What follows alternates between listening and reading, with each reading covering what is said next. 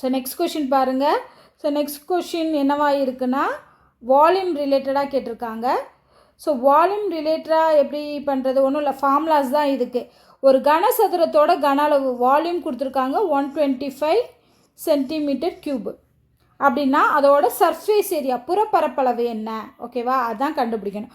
First வால்யூம்னா என்ன, ஒரு க்யூபோட வால்யூமுக்கு ஃபார்முலா என்ன, சைடு க்யூபுங்கிறதா 125. ஸோ இதை வச்சு நம்ம சைடு கண்டுபிடிச்சிடலாமா? அந்த சைடை பயன்படுத்தி surface area of the cube formula என்ன, surface area of the cube வந்து 6a² ஃபார்முலா. அப்போ அதுக்கு ஏ தேவை, அந்த ஏவை நம்ம இங்கேருந்து தான் கண்டுபிடிக்கணும், வால்யூம்லேருந்து தான் கண்டுபிடிக்கணும். ஸோ ஏ க்யூப் வந்து 125னா இந்த 125ங்கிறது 5 cube. So A cube is equal to 5 க்யூப்னா ஏவோட வேல்யூ என்ன, 5 சென்டிமீட்டர். இதை தூக்கி இதில் சப்ஸ்டியூட் பண்ண வேண்டியதான், ஏன்னா ஏரியா சர்ஃபேஸ் ஏரியா கேட்டிருக்காங்க.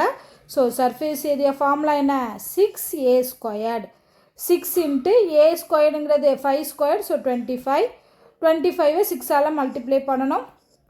0 30க்கு 3 12 12 3 15. So 150 ஏரியானால 150 centimetre square. ஓகேவா? ஸோ ஆன்சர் இதுக்கு 150 சென்டிமீட்டர் ஸ்கொயர்.